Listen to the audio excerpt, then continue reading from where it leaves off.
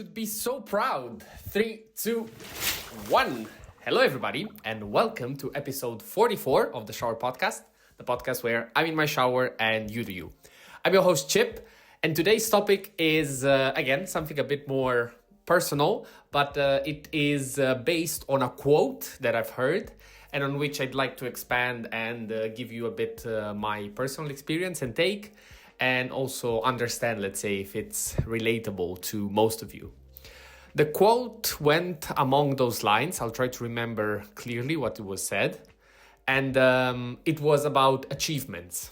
And the quote said, I didn't see it as an achievement because in my head, it was my obligation to achieve it. And this is, again, it can be interpreted in many ways. Let's say that the example that in which the video was describing is more, for example, when you are the older brother or sister, and let's say you have to a bit carry the burden of being the big one and having to do stuff because it is your duty. And it's just something that you kind of get used to, and you have to always show, let's say, the good, the good example, to your youngest sibling. Fortunately or unfortunately, I still haven't understood up to this day. I think for now it's fortunately. Maybe down the line when I'll grow up, I'll be a bit more unfortunately, but even there, I've seen mixed feelings. So I'd say for now, fortunately, I am a single child, so I don't have nobody to compete. I had nobody, let's say, to prove something to anybody. But let's say, throughout my life, I have struggled a lot with the enjoyment of achievements. And it carries a bit, I think, mostly from my childhood when I moved to Italy when I was 5 or 6.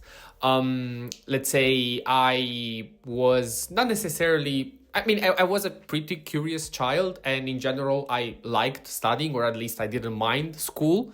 So I had good grades. Again, I was no prodigy or anything special, but I had pretty good grades. And it also stemmed, let's say, a bit from I would say, healthy mentality. Again, if down the line a psychologist or anybody that knows this kind of stuff, they will have a different saying. But let's say it didn't affect me necessarily. It was always the thing that, hey, school, you should do it for yourself. It's something that you should be proud of. My parents were not necessarily, pressuring me into doing good. They were said, if you do good, you have a chance to do more and, have a career in that department. If you don't, then it's going to be up to you to choose something better to do. And I always appreciated that. And again, even though I had, let's say, my fair share of recognition towards my parents if I was doing good or not in school, but I think that it's a bit inevitable, like anybody goes through that. Overall, I've always done it for myself. The thing was that I was pretty, let's say, I gave a lot of effort, let's say, more or less into school until 8th grade. Once high school started, things changed a bit. And they changed because, indeed, both because of the level, the competition that I faced, especially in high school, they didn't, let's say, push me to do more. Given, let's say, my background and also especially the first 2 years of high school, I've always, let's say, shown myself as somebody that studied or that, let's say, was more or less prepared. And I have to admit, I didn't struggle at all in school. So I had built up my reputation of, let's say, the good student. And in high school, at least in Italy, but I think it's a bit international, let's say, if the teachers, let's say, know you as the good one, even if you don't have the most amazing performance, the range until, let's say, that if you were graded, in Italy, the grades go from 0 to 10, but realistically, let's say, from 4 to 10. If you are a student that usually it's graded 8, you'll receive at worst a 7, 6.5 if you really fucked up. I think I cussed for the first time in the podcast, but yeah, let's go with it. I mean, I don't think it's a problem. And if you do a very good, let's say, exam or test, you can get easily a 10. If you're a 9 kid, again, you'll never get below below 8, because again, it's also something that, you know, builds in your reputation and for the last year in high school. So overall, I've never been, let's say, a very organized student. Also, I've always, let's say, cheated my way into stuff, but mostly because I paid attention more or less in classroom, and I really didn't want to spend too much time. And also the way that I studied, I mean, also the let's say the path that I choose in university, I've always been a very pragmatic person. Like if I can understand something without spending, let's say, hours memorizing, that's my deal. I don't want to do anything else. Whereas if I had to memorize and study and just stay there and use a lot of time to do something, it killed me. So all these good results, because again, I was very good. I mean, again, if you know, from the standard of what you would be expecting from a kid, I was always among the best in the classroom and also in projects or any kind of stuff. I always had good results. But these good results, again, were neither necessarily praised by my parents. I mean, they said, we're proud of you, of course, but it's not something that you have to do for us. So if you do it, you should be proud of it. But that was the thing. I was, let's say, happy with the results, but I was never proud. So fast forward to, let's say, the end of high school, I finished it with very good results again. But again, I wasn't feeling, oh my God, I've done something amazing. Because again, the amount of effort that I put compared to the results were always relatively low.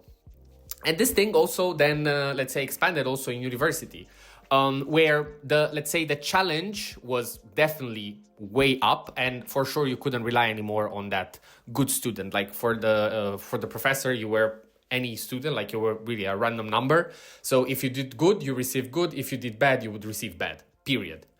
The only thing that changed was how do you approach the exam. And I have to say, I mean, also for millions of reasons, but let's say the first year and a half, I was pretty dedicated, and indeed the results were, again, good. They were not amazing as, let's say, throughout my normal career, but at the same time, I've never chased that number or didn't really care all that much about it. I didn't want to be, let's say, to get a grade that you could barely pass exams, but I wasn't striking for a perfect score or for anything special. I gave again not the minimum, like let's say a good enough amount of effort to get to, for sure, let's say, be sure that I would pass the exam. And this went well, let's say, and especially during the last years, I also started doing some side projects. I was doing a lot of other things among studying, both, let's say, on my, let's say, more personal background, and also then I started working during my master degree. So I graduated with, I mean, again, from 0 to 10, it would be almost 8.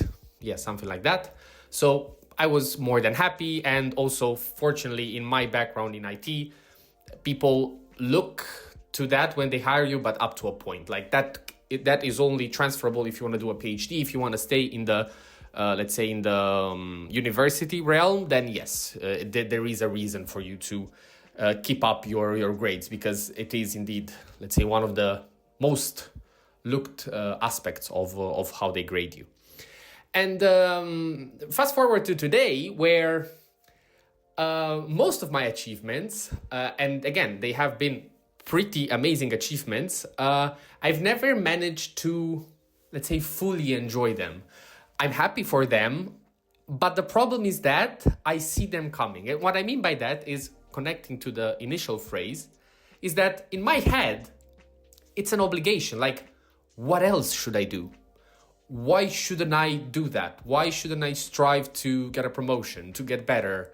Why shouldn't I look to put myself in a better condition? So the moment that I get to these results, and also given that the effort that I put into them, it's yes, present, but it's not that I am, I don't know, for months in a row not sleeping, or it's always tricky, because there's, I mean, now thinking about it, you know, there's also my perception about it, because in university, I've had moments when really I didn't sleep, or I really crammed a lot of work in a relatively short time span in a non-healthy way. I've went through a lot during university, and I still managed to get bring the results home. So I should be proud of that. And again, I am, but I don't necessarily have them as achievements. When I have to present them, when I have, I don't know, do an interview, or when I have to talk with somebody, of course, it's stuff that I present, because I know rationally that those things are not impressive, because I haven't done anything impressive. But at the same time, it's something to be happy and you display.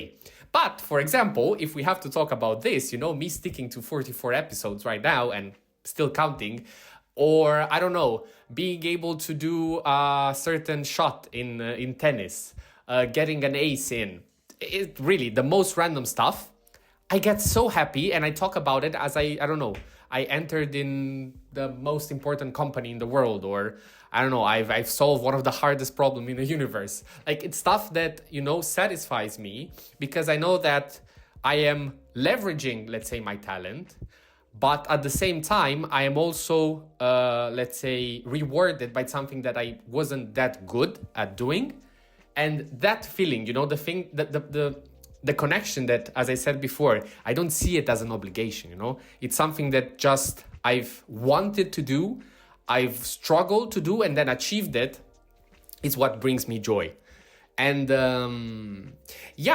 I mean, I would be very happy to know more about your takes. I know that I have also lots of friends that will listen to this, and feel free to leave down a comment, about how you feel in this realm, or if you have another take on it. But I do believe in the end, it's all connected to this perception that we have.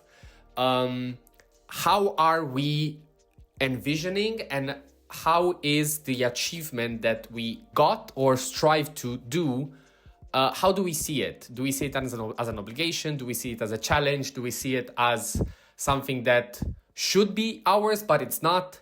And then when it is, you are even more happy because you've worked for it, and it's something that you should have gained. There's a lot of things, and I'm sure there are for sure ways to let's say, improve this kind of feeling. Again, by all of this, I'm not saying that it's something that bothers me or that I think about, but I don't know. Again, it has recently, especially since I would say relatively recently graduated, there's a lot of people that say, oh my God, you graduated in engineering, it must have been so hard. You must be so proud of yourself. And I'm like, kinda, like I am, of course. But I don't feel, again, that I've done something incredible. But, to, pat me on the back, I guess, it's that maybe I was also smart enough to choose something that I was good at, and therefore I don't have to struggle as much to get the same result as somebody else that comes from, let's say, a fully different background and tries to get into it. I will leave you with the last remark, and maybe the only thing that scares me is that in this realm where, everybody tries to do better, everybody tries to be something else, and in the sense of, getting to a different level, my effort to reach, let's say, point A, it's, 10. Somebody else, to reach the same level will have to put 50. The problem is that once we are at that level, which, let's say, it's already more than the average, to get to the next one, that person will have built, let's say, a number of habits, a work schedule, and he is able to, let's say, shift into something harder with the hard work that he puts in. Whereas myself, to reach that harder level, I might get not necessarily scared, but the moment that I see that indeed my level of, let's say, of effort is not enough, I don't have the same background and the same ethics of work to be able to reach it, let's say, as easy as the other person, even though to reach the step below, he struggled a lot and I didn't.